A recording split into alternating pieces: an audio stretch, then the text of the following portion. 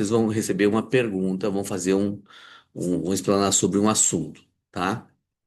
Aí, vocês vão fazer um resumo deste assunto. Como que é esse resumo? Então, vai ter um título.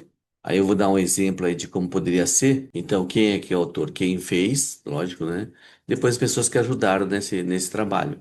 Esse aqui, o modelo é como se fosse apresentar um trabalho, uma apresentação num congresso, né? Por isso que vai ser feito nesse formato e bem resumido mesmo, né? Quem são os coautores, tal, né? A introdução, por exemplo, quer dizer, é uma coisa bem pequena, são 100 palavras. Depois o objetivo, de 15 a 30 palavras. Depois como é que você fez isso? Você buscou no PubMed e tal. E o resultado. O resultado, né? Nos poucos estudos que existem, ou no estudo que tem, aí você vai falar do que você encontrou.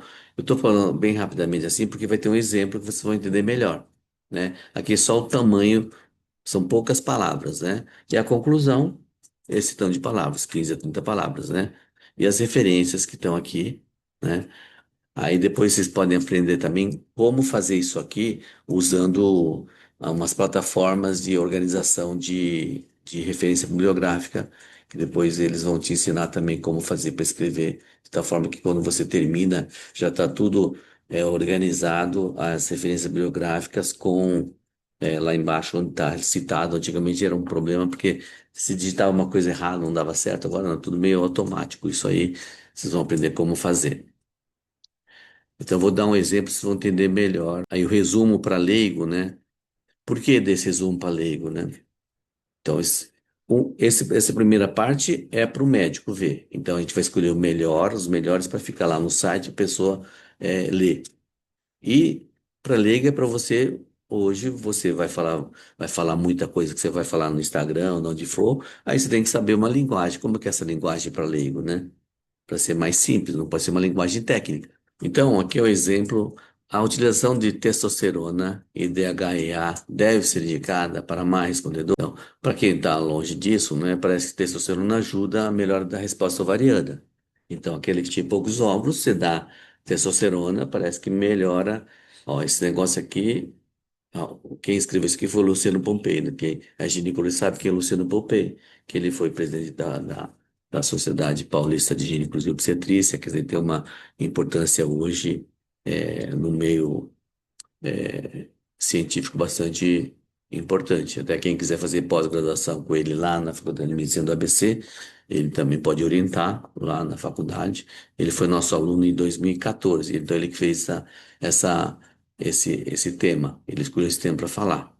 Então, um tema interessante que até hoje ainda é motivo de discussão. Há 12 anos atrás era motivo e continua sendo motivo de discussão. Então, introdução. A má resposta aos protocolos de estimulação ovariana constitui um tópico desafiador, tá? Os fatores desencadeadores do processo de maturação dos óvulos folículos primordiais não são completamente compreendidos e é possível que os andrógenos participem do mesmo. Haja vista relatos de hormônios que podem incrementar a resposta aos receptores do FSH nas células da granulosa. Assim, é, uma possibilidade para más respondedoras seria a administração de andrógenos e esquemas de estimulação hormonal. Então, que é a introdução, todo mundo entendeu a importância do tópico, né? E qual que é o objetivo? Revisar os efeitos da testosterona e do DHEA nos resultados da estimulação nas más respondedoras. Esse é o objetivo. E o método, né? Então, o objetivo vai chamar atenção, o título chama atenção, o objetivo do estudo vai, por que que você está fazendo? Qual a importância disso? E os resultados que você encontrou, né? Você foi lá no Medline, você procurou e o resultado. Então, ó, nos poucos estudos existentes, a testosterona foi administrada por via não oral, né? Anteriormente à estimulação ovariana, enquanto que o DHEA foi administrado por via oral por tempo prolongado, geralmente mais de 6 semanas. Uma meta-análise publicada em 2011 informa apenas dois estudos controlados que avaliam a testosterona com um total de 108, 111 participantes agrupadas e dois estudos controlados avaliar o DHIA com um total de 198 agrupados, ou agrupadas. Segundo a meta-análise, não houve diferença significativa pelo acréscimo de andrógenos estudados. Não foram encontrados estudos mais recentes incluídos nessa meta-análise. Conclusão: as evidências atuais não são suficientes para recomendar o uso de andrógenos à estimulação ovariana nas mulheres mais. Então, parece que não adianta você usar andrógeno que não vai melhorar a resposta. Então, a pergunta é interessante e a resposta é interessante. Então, isso que é o formato que vocês vão fazer. Agora, alguém tem uma dúvida de como fazer esse formato? Depois, na verdade, vocês vão praticar. Deve ser utilizada em mulheres com poucos óvulos. Para realizar a fertilização in vitro, FIV, realiza-se a estimulação ovariana para produzir diversos óvulos que serão fertilizados no laboratório. A resposta a este estímulo é variável e pior nas mulheres com baixa reserva ovariana, com mais idade ou que têm ovários com poucos óvulos. Como aumentar a produção de óvulos destas mulheres más respondedoras é um desafio. A utilização de hormônios, testosterona, DHEA, tem sido recomendado para algumas destas mulheres que não respondem à estimulação ovarina. Mas evidências atuais não são suficientes para recomendar o uso de androgênios, hormônios masculinos, como na estimulação ovariana de mulheres más respondedoras. Aí mais interessante, né? Fica uma linguagem mais simples e um título que chama atenção. Então, daí a importância de você exercitar isso. Então, nas apresentações de vocês, vocês vão fazer esse resumo na linguagem mais técnica e na coisa mais simples também. Coisa mais técnica que é... Progesterona. Orientações para paciente. Estimulação ovariana e procedimento de reprodução assistida. Leia com atenção e esclareça. Então, vocês, assim, é como se fosse um consentimento informado que você vai fazer para sua paciente. Então, paciente com indicação da fertilização in vitro. Aí eu vou passar agora esse resumo que vou botar para ler que é mais rápido, né? E vai ficar mais claro para você entender. Quando você indica uma fertilização in vitro, você vai ter que fazer um consentimento livre e esclarecido. Tá? E aí, cada um vai fazer o seu. Né? Aqui eu fiz um resumo do nosso, né? que serve para vocês como base de como fazer uma estimulação ovariana. Toda paciente vai passar por um procedimento de fertilização in vitro, ela tem que ter o consentimento, o contrato e os valores bem claros. A coisa que mais dá confusão em evolução humana é a questão financeira. Né? Isso, como são várias etapas, não falou isso, não falou aquilo, é um sofrimento de caramba esse negócio de precisa muito bem organizado e tem que ser tudo explicado antes. Eu vou passar isso aqui, que é um esquema de estimulação ovariana, que a paciente, ela não sabe, faz estimulação ovariana, depois vai para a captação, aí tira o óvulo. Aí o óvulo é fertilizado, depois de fertilizado ele é transferido. Ou ele pode ser congelado, o embrião congelado no quinto dia, faz a biópsia e congela, depois transfere no outro ciclo. Então, todas essas etapas, foi só uma, assim, rapidamente, mas tem várias etapas aí do meio, e se ela não fizer direitinho uma etapa, é bem simples. Entendeu? Se ela não tomar o último a injeção que faz a maturação final dos ovos, perdeu. Se não tomar no dia certo, na hora certa, perdeu. Se ela chegar no dia e está errado, danou. Já teve caso de eu ter que vir fazer a captação e era 2 horas da manhã. Por quê? Colega, inclusive, hoje nossos parceiros, ele ia pegar o avião, voltar para a terra dele, aí a paciente falando, então você toma 2 horas, né? 2 horas. Aí a paciente sabia se é 2 horas da manhã, 2 horas da tarde, eu sempre tive 2 horas da manhã aqui, entendeu? Então, é essa confusão que por isso está muito bem escrito, né? Se depois não tem disponibilidade, perdeu todo o tratamento. Ainda bem que ele engravidou, mas... Estimulação ovariana e procedimento de reprodução assistida. Leia com atenção e esclareça dúvidas quanto aos processos e custos. Diante de qualquer dúvida durante o tratamento, a paciente deverá entrar em contato com seu médico. Estimulação ovariana. 01. Tomar ácido fólico de forma contínua, caso objetive engravidar nos próximos meses. Realize as sorologias exigidas pela vigilância sanitária para mantermos uma cópia nos nossos arquivos. 02.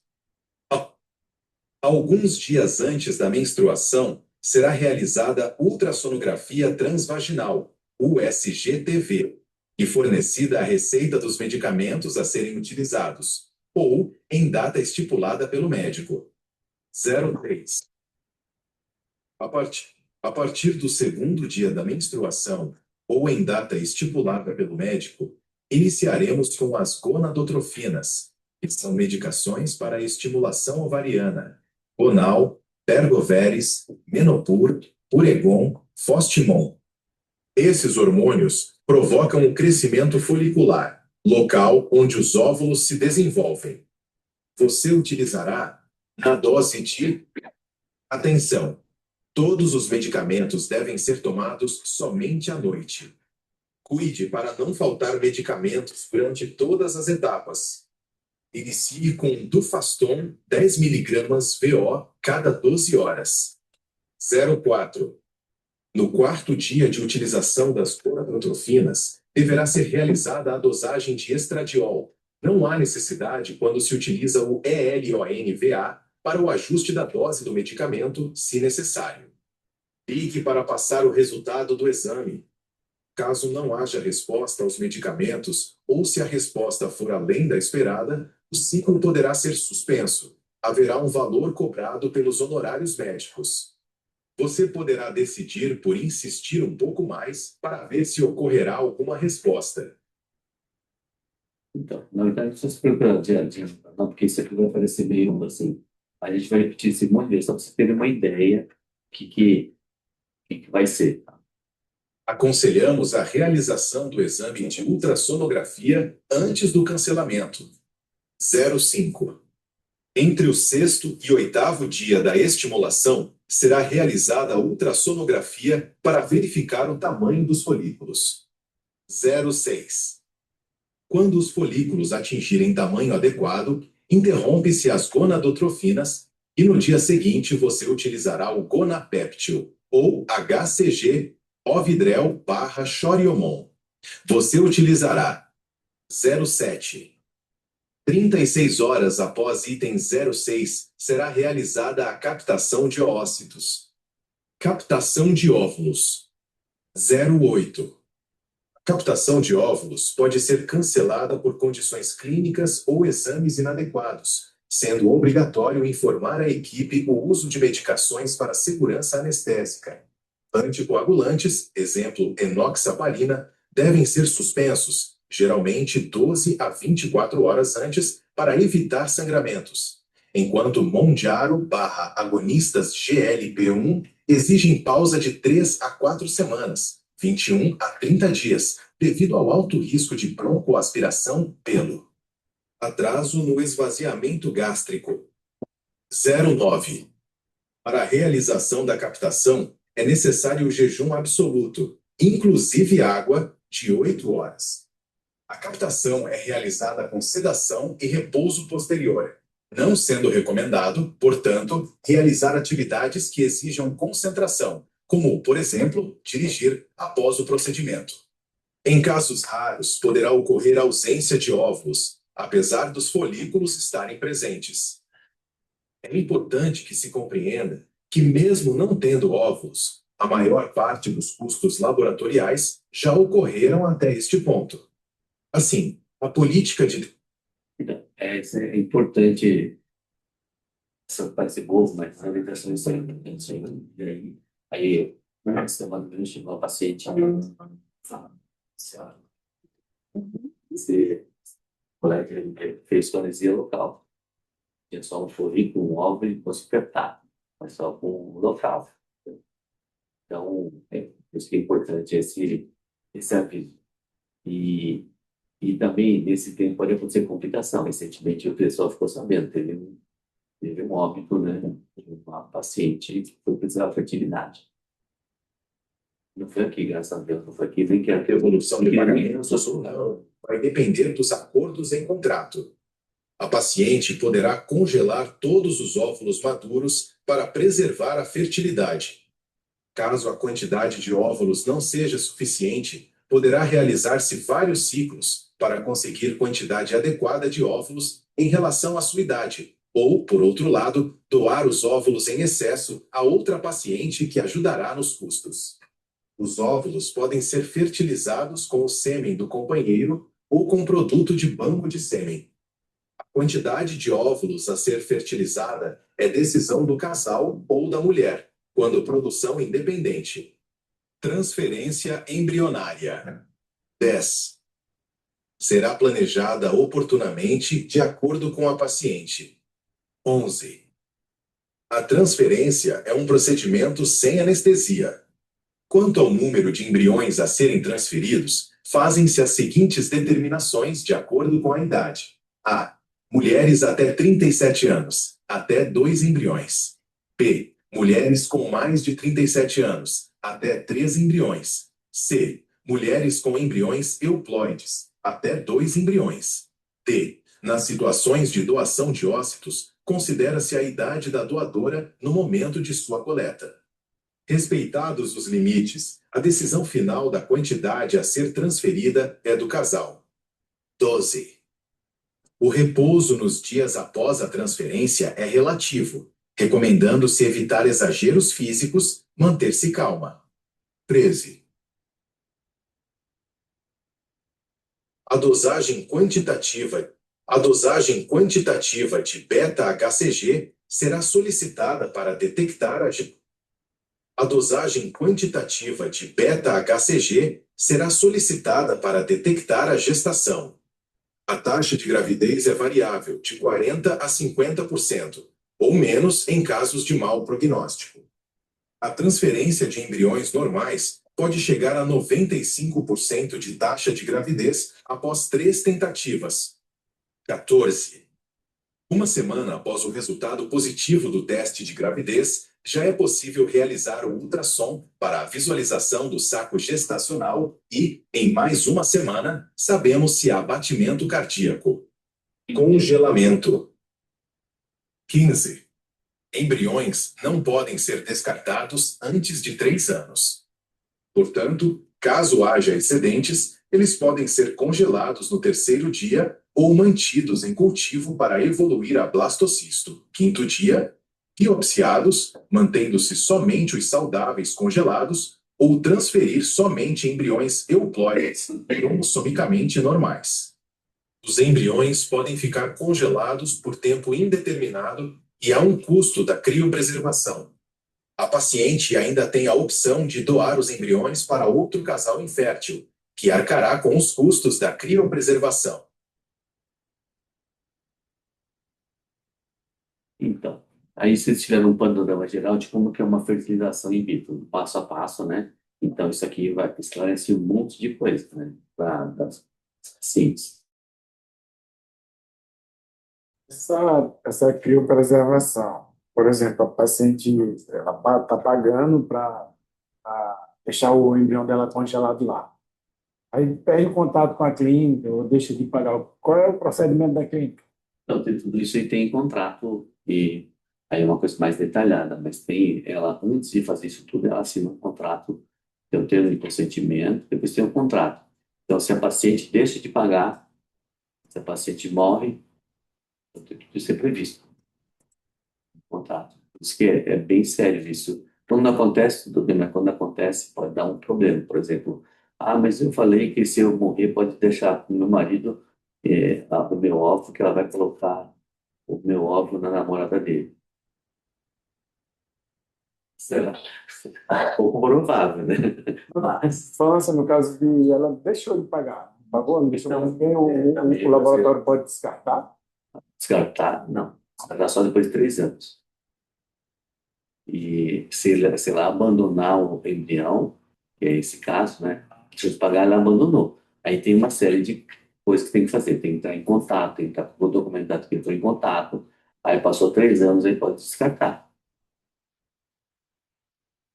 Por isso que e mesmo tem, assim, há uma discussão grande, né, se pode descartar de imediato. Porque na norma de 2022 não fala disso, né? 2021 fala que pode descartar, né? Depois fala que não pode. Na verdade, tem uma lei de biossegurança de 2005 que fala que pode, depois de 3 anos, pode doar para pesquisa. Se vai doar para pesquisa, o que significa? Que vai descartar o embrião, que ele não vai ser mais transferido. Então, não está escrito que pode jogar fora, mas se depois de 3 anos pode doar para pesquisa, então depois de 3 anos pode descartar. Então, daí que tem, por analogia, não sei qual o termo técnico, mas que pode descartar depois de 3 anos. E antes de 3 anos, se fala que pode fazer por até 3 anos. Então, você acaba mantendo, até 3 anos você acaba mantendo. Como fala que pode descartar. Então, você não pode descartar, porque descartou, jogou fora, pegar de volta. E depois, assim, também, se depois nasceu o filho, que você simplesmente vai querer continuar pagando, como fazer com isso? O embrião que ficou aí. Ele passou 3 anos, você pode descartar, mas tem que ter autorização do casal.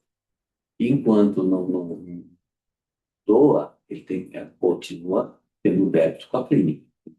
Isso disso vocês vão aprender. Aqui embaixo tem a sorologia, que vocês, esse mesmo procedimento. Isso aqui é só um resumo dos passos da fertilização in vitro, mas depois tem toda uma coisa mais delicada. Então, se você realmente tocar um caso, aí tem que ter todos os contratos, consentimento, tabela, tem um monte de etapas a serem seguidas no primeiro dia que você vai aprender.